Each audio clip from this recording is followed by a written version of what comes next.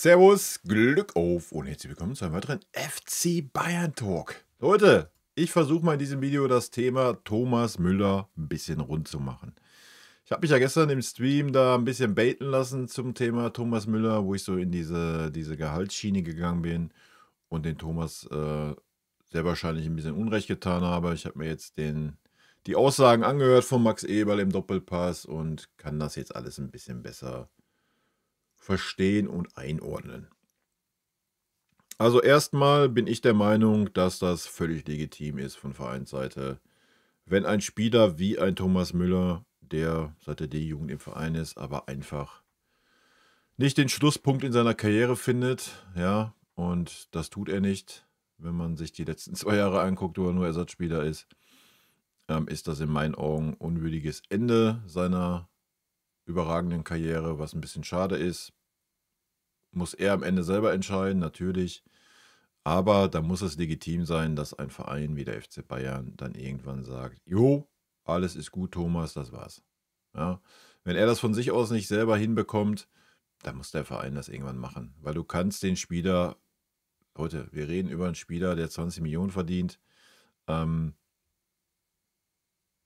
eine Spielzeit hat, die nicht existent ist. Ja?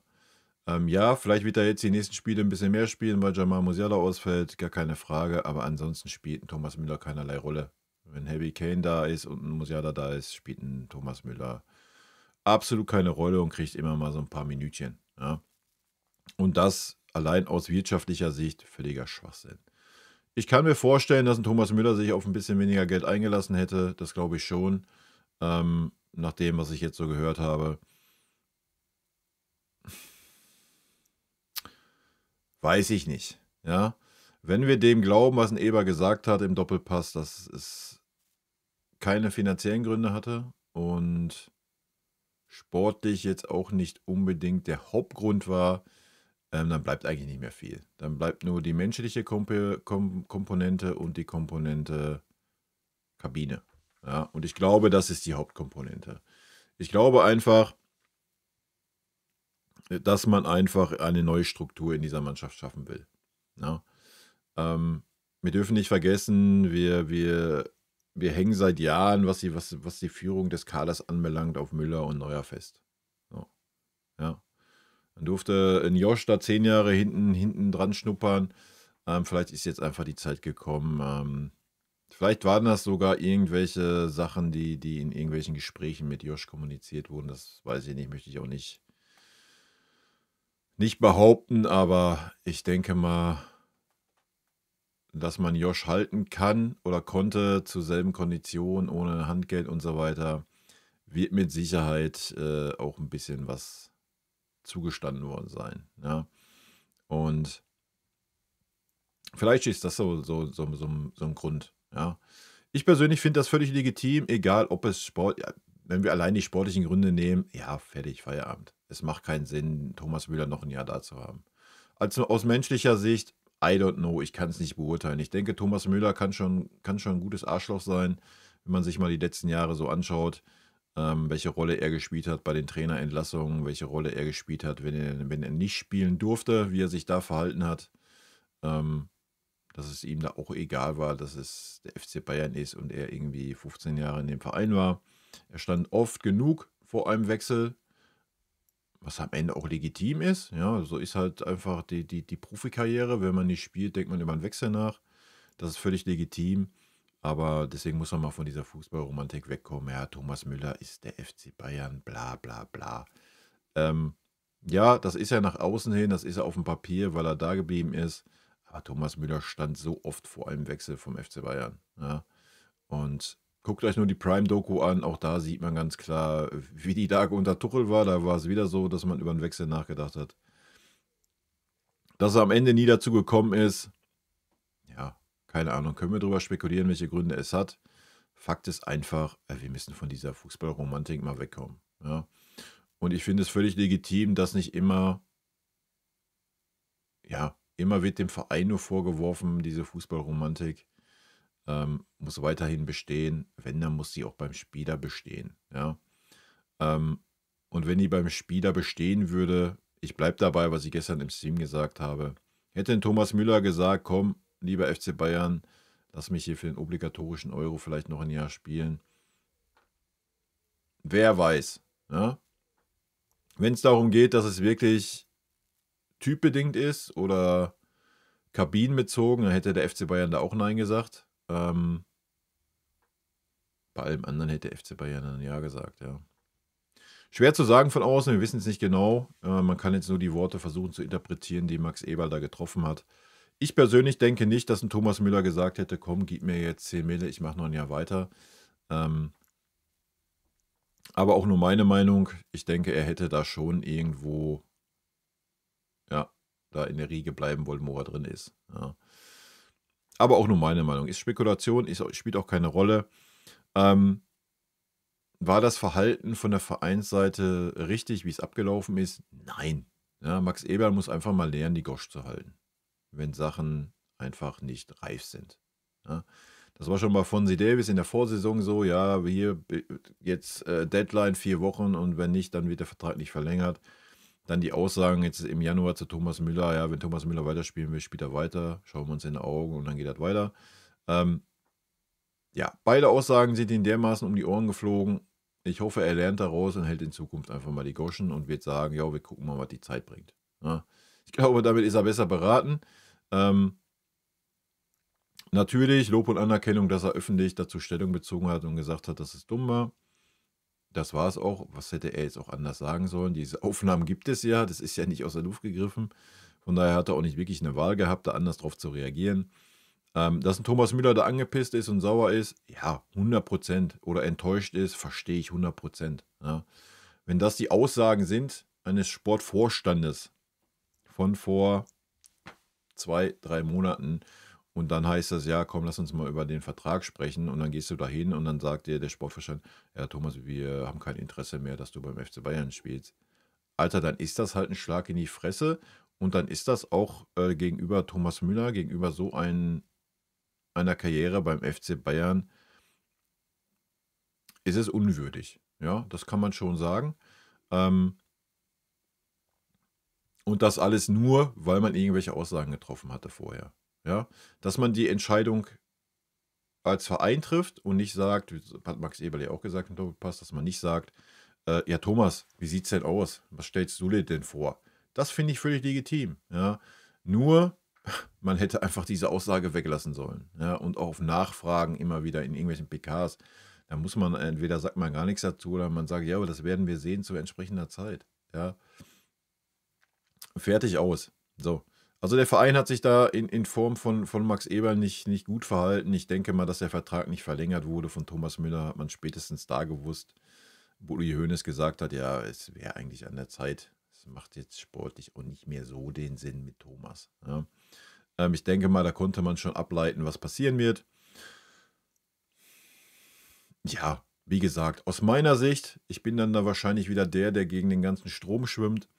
Ich bin da nicht dieser Fußballromantiker und sage, ja, da hätten wir jetzt den Thomas Müller nochmal ein Jahr geben müssen. Egal, hier einfach Vertrag unterschreiben und dann macht er nochmal ein Jahr, weil er Thomas Müller ist. Nee, das haben wir letztes Jahr getan. Das vergessen viele. Ja? Thomas Müller war unter Thomas Tuchel Ersatzspieler. Ja? Hat über einen Wechsel nachgedacht. Könnt ihr in der Prime-Doku euch angucken. Trotz dieser sportlichen Rolle, die er innehatte, und es war klar, dass egal welcher Trainer kommt, ja, dass wenn ein Harry Kane da ist, ein Harry Kane spielt, dass wenn ein Musiala da ist, ein Musiala spielt. Ja. Es war klar, dass kein Platz in der Startelf für einen Thomas Müller ist. Und trotzdem hat der FC Bayern gesagt, ach komm, alles klar, wir machen zur gleichen Kondition nochmal ein Jahr weiter, weil du Thomas Müller bist. Das haben wir letztes Jahr getan. Ja, das dürft ihr nicht vergessen. Und was ist passiert? Das, was abzusehen war. Thomas Müller hat noch weniger Spielzeit dieses Jahr, als wie er es unter Thomas Tuchel hatte. Spielt noch weniger eine sportliche Rolle. Ja. Und wenn er mal die Chancen bekommt, ist es meistens wirklich schlecht. Ja. Es waren selten mal gute Spiele dabei. Der sportliche Mehrwert ist nicht mehr gegeben. Auch sein Rumgefuchtel, was seine Art ist auf dem Feld, ist völlig aus der Zeit gefallen. Ja, er muss da nichts dirigieren, wie wer wann wo presst. Ja, das war vielleicht unter anderen Trainern so. Das ist unter Kompanie nicht so. Ja. Und ja, dann ist jetzt einfach die Zeit da, wo der FC Bayern den Zahn ziehen muss. Und was gibt es denn auch Schöneres? Du hast die Chance, dieses Jahr Meister zu werden, du hast die Chance, ins Finale da home zu kommen. Ja, und dann beendest du die Karriere beim FC Bayern. Ist doch fein. Ja. So, was willst du da noch ein Jahr rumdümpeln? Das ist doch auch kein würdiger Abschluss. Selbst diese 2 Jahre sind kein würdiger Abschluss einer Karriere eines Thomas Müllers, meiner Meinung nach. Ja. Ähm, Man hätte letzte Saison schon sagen sollen, alles gut, das war's. Ich verstehe es, dass man das nicht getan hat aus Thomas Müllers Sicht, weil, ja, du möchtest deine Karriere nicht beenden und dann wirst du von Leverkusen gefickt, Alter, und holst keinen Titel. Ja, dass da ein Thomas Müller sagt, oh, nee, so kann ich nicht abtreten, mache ich nur mal ein Jahr. Und dass der Verein dann auch, das muss man halt auch mal sagen, ja, ich habe es gerade schon erklärt, der Verein wusste, dass ein Thomas Müller auch in der kommenden Saison keine tragende Rolle spielen wird. Ja, und hat trotzdem gesagt, jo, alles klar, Thomas, komm hier, gleiche Kondition, wir machen einfach noch ein Jahr weiter. Deswegen die ganzen Leute, die jetzt sagen, oh ja, das ist aber kein Verhalten vom Verein und man hätte das, weil es Thomas Müller ist, ein Jahr verlängern. Nee, muss man nicht. Haben wir letztes Jahr getan. Dieses Jahr sieht es gut aus. Wir spielen um die Meisterschaft. So, dann tritt ein Thomas Müller mit einer Meisterschaft ab. Wir haben die Chance auf ein Finale da home. Wird man sehen, ob das realisierbar ist oder nicht. Und dann ist auch gut. Was hätte da nächstes Jahr noch besser sein sollen, können? Ja. So, die Zeit eines Thomas Müllers ist sportlich vorbei. Punkt. So ehrlich muss man sein, so ehrlich, so hart war es bei Ribéry und Robben, wo die gegangen sind. Bei jedem anderen Spieler, der Großes erreicht hat, die Zeit ist vorbei, der ist 35, ist nächstes Jahr 36, was willst du damit? Sorry, ja. Hätte Thomas Müller jetzt irgendwie noch den riesigen Mehrwert gehabt, sportlich, diese Saison, wenn er die Chancen bekommen hätte, hätten wir darüber reden können. Da hätte man ja sagen können, komm, wir hätten Thomas Müller nochmal ein Angebot gemacht für 5 Mille oder sowas. Ja, hat er nicht. Ja, dass er menschlich oder charakterlich fehlen wird, die Art und Weise fehlen wird, weiß ich nicht. Wenn wir die Aussagen von Max Eberl hören, dann wahrscheinlich ja sogar eher nicht. Ja, dann will man das anscheinend nicht mehr beim FC Bayern. Weil Max Eberl hat gesagt, finanziell waren es keine Gründe und sportlich war jetzt auch nicht der Hauptgrund. Ja? Also was bleibt da noch? Entweder, dass man einfach eine neue, ja, wie soll man es nennen, eine neue Führung haben möchte dieser Mannschaft, ja, weil das ist Thomas Müller, der hat alles überstrahlt. Oder halt der Typ, die Art und Weise. Was ich mir persönlich jetzt nicht vorstellen kann, ich denke, zumindest was man von außen sieht, Thomas Müller hat nie gemosert, sich beschwert, wenn er auf der Ersatzbank sitzt. Trotzdem mitgefiebert, mitgefeiert, den jungen Spielern geholfen. Ich denke, da gibt es eigentlich nichts zu diskutieren über Thomas Müller. Natürlich weiß man das intern nicht, wie er da agiert. Ja. Ich habe es eingangs schon gesagt, ich denke, Thomas Müller wird einen riesigen Faktor bei der Nagelsmann-Entlassung gespielt haben und auch bei der einen oder anderen Trainergeschichte. Das ist aber auch noch nicht mal Thomas Müllers Schuld. Das ist einfach auch gewachsen, wenn du so viele Spieler hast, die 10, 15 Jahre im Verein sind. Ja, die haben halt einfach eine gewisse Machtstellung. Und ich denke, da will man jetzt halt langsam von weg. Ja, man möchte einfach eine neue Struktur in dieser Mannschaft haben, eine neue Führungsstruktur. Und ich denke, das war mit ein Grund. Ja. Der andere Grund natürlich, da brauchen wir nicht drüber reden, du hast die Verträge von Musiala verdoppelt vom Gehalt, du hast Alphonso Davies wahrscheinlich verdoppelt vom Gehalt. Du sollst Gehaltskosten einsparen. Das ist bisher nicht passiert. Ja, also, wo ist es am einfachsten? Thomas Müller. Muss man ganz klar sagen. Spielt sportlich keine Rolle. Vertrag läuft aus. Ist am Zenit seiner Karriere. Natürlich ist es da ein leichtes zu sagen, ja komm, die 20 Millionen sparen wir uns aber ein. Ja, das müssen wir ja auch nicht verheimlichen. Das wird mit Sicherheit auch ein Grund gewesen sein. Auch wenn Max Eberl sitzt und sagt, das Geld hat keine Rolle gespielt. Das nehme ich ihm nicht ganz ab. Ja, wir können nur spekulieren. Ne? Das ist das ja. Wir können nur spekulieren. Aber wie gesagt, für mich persönlich ist das völlig legitim, dass der Verein diese Entscheidung trifft. Wenn Spieler mit 35 diese Entscheidung nicht trifft. Ja? Und ich finde es absolut eine Frechheit für die ganzen Leute, die sich jetzt da hinstellen und sagen, ja, das geht so nicht. Du kannst ja mit Thomas Müller nicht umgehen. Das ist eine Legende. Wie lange soll er spielen, bis er 40 ist und nur noch pro Saison 5 Minuten aufläuft? Und wo ist der Sinn? Ja. Nochmal, die Art und Weise, wie das jetzt gelaufen ist, war schlecht.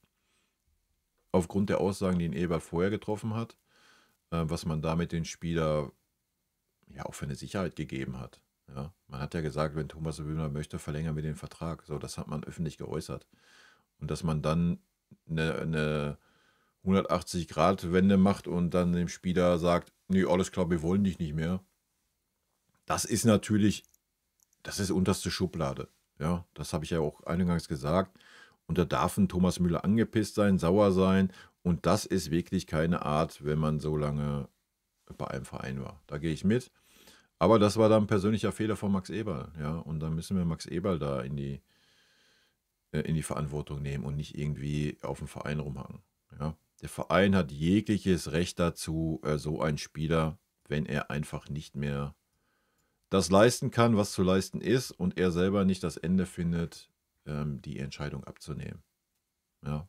Weil wir reden jetzt nicht darüber, keine Ahnung, wir spielen in der Kreisliga A, Alter. Wir reden darüber, wir spielen in der Champions League. Wir haben jedes Jahr den Anspruch, im Champions League-Sieg zu spielen. Wir haben jedes Jahr den Anspruch, Meister zu werden. Und das geht natürlich nicht, wenn da Spieler sind, die Ersatzspieler sind und 20 Mille verdienen. So ehrlich muss man auch sein. Ja? Punkt. Mal ganz davon abgesehen, wir wissen halt nicht, welchen Einfluss hat Thomas Müller wirklich auf dieser Mannschaft. Wie ist er in der Kabine? Ja? Wie ist er aber auch hintenrum? Nochmal, ich denke, Thomas Müller hat einen riesigen Faktor gespielt, dass Nagelsmann entlassen wurde. Ja? Soll seine Karriere nicht schmälern bei uns. Thomas Müller ist eine absolute Vereinslegende, geht in eine Riege. Ich würde jetzt nicht so weit gehen, dass wir beim Kaiser sind, aber es geht schon in die Richtung, definitiv, ja. Und auch beim Kaiser gab es ein unrühmliches Ende, was den FC Bayern anbelangt. Darf man auch nicht vergessen. Ne? Und ich freue mich darauf, einen Thomas Müller irgendwann in verantwortlicher Position beim FC Bayern zu sehen. Und dann wird vielleicht irgendwann Thomas Müller solche Entscheidungen treffen müssen. Ja? Und wie es Max Eberl auch sagt, Thomas Müller hat das verstanden. Hat doch eingesehen, dass es für den FC Bayern die sinnigste Entscheidung ist. Und nochmal, wenn er das sogar eingesehen hat, dann kann ich mir nicht vorstellen, dass es nicht am Ende des Tages nicht doch um Geld ging. Ja? Weil nochmal hätte Thomas Müller gesagt, komm, gib mir den obligatorischen Euro, damit ich hier angestellt bin und ich mache noch ein Jährchen weiter. Welche Argumente hätte es dann gegeben, zu sagen, oh nee, wir wollen Thomas Müller nicht mehr haben. Ja. Aber auch nur meine persönliche Meinung. Wie gesagt, ich wiederhole es nochmal zum letzten Mal, zum Abschluss. Für mich völlig legitim, dass der Verein diese Entscheidung nimmt, dass der Verein diese Entscheidung klar kommuniziert. Dass man das vorher anders kommuniziert hat, war ein Arschloch-Move. So, man kann nur hoffen, dass Max Eberl daraus jetzt endlich lernt. Ja, beim FC Bayern wird alles haargenau aufgeschrieben, betrachtet. Ich meine, es war auf einer PK, das ist natürlich noch dümmer, das zu äußern. Man weiß nie, wie sich das entwickelt. Ja, das weiß man einfach im Profifußball nicht. Und wenn man da über Spieler redet, die 35 sind, dann sollte man solche Aussagen nicht treffen. Ne? Ich hoffe, da wird Max Eberl in Zukunft ein bisschen schlauer werden, dass man sich einfach mal ein bisschen zurückhält zu solchen Themen und einfach sagt, jo, warten mal ab, wir werden sehen, was passiert und gut ist. Ja, dann vermittelt man halt auch nicht den Beteiligten ein anderes Bild, wie es eigentlich ist. Ja, damit habe ich fertig zum Thema Thomas Müller und ja, habe ihn da, wie ich schon sagte, im Stream ein bisschen Unrecht getan, sehr wahrscheinlich, dass es dann nur um die Kohle geht. Nichtsdestotrotz bleibe ich dabei, was meine Grundstimmung angeht zu dem Thema, zum Thomas Müller, um da nochmal kurz drauf zu gehen für die Leute, die den Stream auch gesehen haben. Thomas Müller hätte das schon letztes Jahr sagen können. Ja? Und wer weiß, wie es dann jetzt dieses Jahr gewesen wäre. Ne? Hätten Thomas Müller sich letztes Jahr dahingestellt und gesagt, oh, hier, lieber FC Bayern. Ich meine, wir haben letztes Jahr eine Katastrophensaison gehabt. Allein da war doch klar, dass wir im Sommer irgendwas ändern müssen. Hat dann nicht geklappt, leider. Aber wenn es doch dann darum gegangen wäre, oh, das ist Thomas Müller, der ist seit der D-Jugend da, dem liegt der Verein so wahnsinnig sehr am Herzen, da würde er alles für tun. Hätte er letztes Jahr mit 34 und den Gedanken oder dem Bewusstsein, dass er nur noch Ersatzspieler ist, sagen können, pass mal auf, hey, komm, ist völlig okay, gib mir mal eine 4, 5 Millionen und dann habt ihr 15 frei für Neuverpflichtungen, ja, dass wir nochmal angreifen können. Hätte man dann tun können, wenn man immer von dieser Fußballromantik redet. Diese Fußballromantik geht dann in beide Richtungen. Ja, man wirft dem Verein das immer vor, dass er da nicht fußballromantisch genug ist. Aber genau das hätte ein Thomas Müller tun können. Ich habe es gestern schon mal im Stream gesagt. Da sollte man sich mal ein Beispiel an Dirk Nowitzki nehmen. Ja? Dirk Nowitzki hat genau das damals getan. Das Gehalt frei wird, dass man die Mannschaft verstärken kann, um Titel zu spielen. Ja? Und auch das hätte ein Thomas Müller tun können. Weil Thomas Müller hat in seiner Karriere mindestens 150 Mille aus diesem Verein gezogen und wird mit Sicherheit keine Geldsorgen haben. Ja? Das ist halt auch so die andere Seite. Ja? Das muss schon von beiden Seiten. Wenn wir den Verein kritisieren, dass er da nicht fußballromantisch genug ist, dann muss man das auch mal auf den Spieler ummünzen. Ja? Weil alle Spieler bei uns, da ist kein Spieler, der bei uns im Verein ist, der sagt, oh ja, hier, das habe ich gestern im Stream gesagt, hier, ich küsse das Wappen und bla und Sylt. Leute, die sind alle da, weil wir die meiste Kohle zahlen. Ja. Meint ihr, Jamal Musiala ist beim FC Bayern, weil er den FC Bayern so liebt oder was? Nee, weil er 25 Millionen in den Arsch geschoben kriegt. Ja? Und noch nicht wirklich irgendwo seine Leistung mal auf Top-Level 2, 3 Jahre verteidigt hat. Ja? Alphonso Davies dasselbe.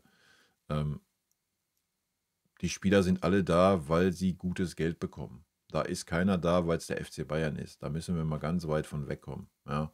Diese Spieler gibt es einfach nicht mehr. Spieler heutzutage sind alles Söldner und Egoisten. So, das ist einfach ein Fakt. Ja? Was meint ihr, warum ein Harry Kane beim FC Bayern ist? Ein Harry Kane ist beim FC Bayern, weil es auf dem Papier, ja, easy. Da werde ich auf jeden Fall national 2, 3, 4 Titel gewinnen in den 2, 3 Jahren, die ich beim FC Bayern bin. Und dazu bekomme ich noch 25 Millionen Gehalt, die ich woanders nicht bekommen hätte. Deswegen ist er beim FC Bayern gekommen. Deswegen ist ein Sadio Mané zum FC Bayern gekommen, weil wir einfach mehr Gehalt gezahlt haben, wie sie bei ihren bisherigen Clubs verdient haben. Ja, das ist ein Fakt. So. Und weil es halt eine gewisse Titelgarantie bis auf letzte Saison gibt beim FC Bayern. Du weißt, du gehst zum FC Bayern, ja, komm, wir sind 11-mal Meister geworden hintereinander, da hole ich schon einen Titel. Ja. Das sind die Gründe. So, alles andere, nee. Ich weiß nicht, ob es überhaupt noch einen Spieler in dieser Mannschaft gibt, ja, der in dieser Mannschaft ist, weil es der FC Bayern ist. Vielleicht ein Pavlo noch, der ist noch jung, der ist vielleicht noch verliebt im FC Bayern.